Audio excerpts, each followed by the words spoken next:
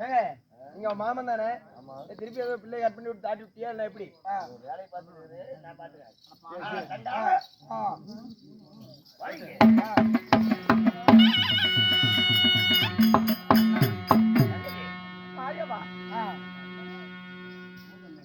கருவிலே அழிக்கணும் என்று சொல்லி நினைத்து கொண்டிருந்தார் மகனை.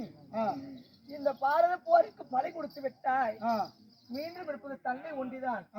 இனி எந்த கோவிலுக்கு சென்று இந்த பாவியை வெட்டி பலி கொடுப்பதை வந்திருக்கிறீங்க? அஞ்சாதே அண்டா அஞ்சாதே அண்டா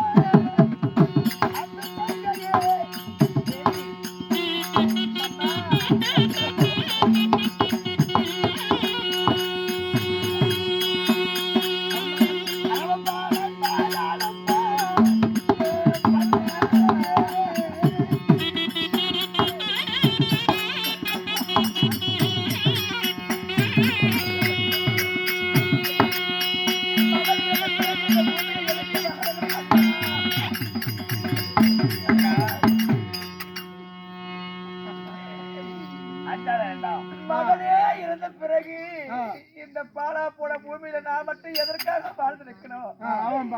எந்த கோவிலுக்கு என்ன பலி கொடுக்க போறேன்னு சொல்லி நினைச்சு கொண்டு வந்த கூட்டிட்டு போனா அதே காளியம்மன் கோவிலுக்கு என்ன பெத்த தாயை வெட்டி பலி கொடுக்கணும்னு நினைச்சியா?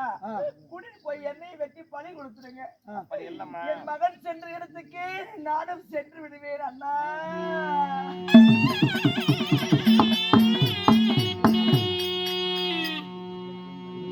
கவலைப்பட வேண்டாம். உன் மகனாவட்டவன் வாழ்ந்து விழுந்து விட்டான். அப்படின்னு இவ்வளவு மனவருத்தத்தோடு பேசுறேன்.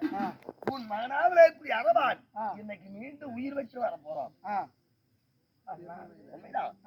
இந்த இளம் விந்தையாக இருக்கிறது.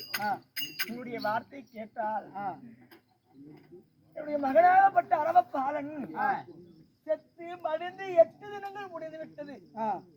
அண்ணா மாண்ட மகனை மீண்டும் எப்படி அண்ணா உயிரோடு பார்த்தோம்? ஏனென்றால் சாத்தியமாகுமா? தங்கா அவன் கேட்ட வரம் எப்படி?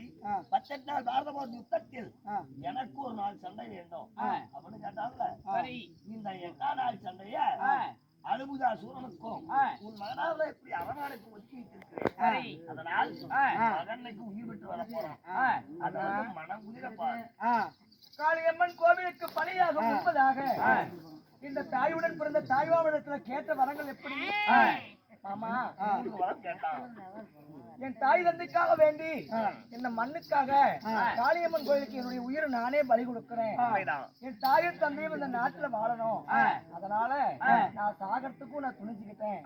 அப்படி என்று வீரமா பேசின வீர மகன் இன்று அவனுக்காக ஒரு நாள் சண்டை ஒதுக்கி வச்சிருக்கீங்களா? அதனால் புறப்படுங்க, எல்லோரும் சேர்ந்து காளி கோயிலுக்கு சென்று என்னுடைய அக்கா அருகிலே பாஞ்சாலி என்ன செய்யறா? எல்லாரும் வந்துட்டே இருக்கிறாங்கம்மா. அழுவாதமான்னு சொல்லி எனக்கு ஆதரவு சொல்லுவாரே எங்க அக்கா. தங்கானாக கண்ணி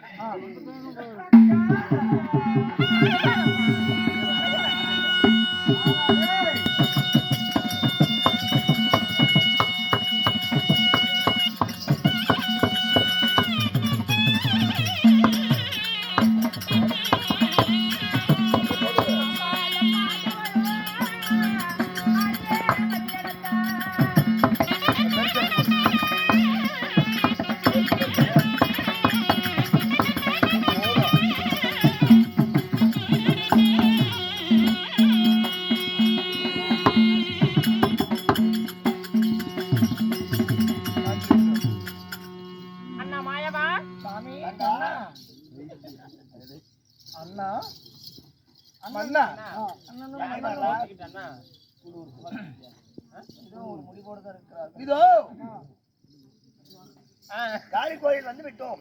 இது அரவானுடைய தலை எடுத்து வந்து பாலின் உடலை பொருத்தி அவரை உயிர் வைப்போம். இந்த பரதகை மீது இவருடைய மகனாகப்பட்ட அரவானுடைய சிரசிற்கு உயிர் கொடுத்து ஞாபக சக்தியை கொடுத்து நீங்க வச்சது உண்மைதான்.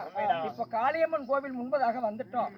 அண்ணா மாயவா, உங்களுடைய அருளால என்னுடைய மகளை அரவமான உயிர் வைப்புங்க.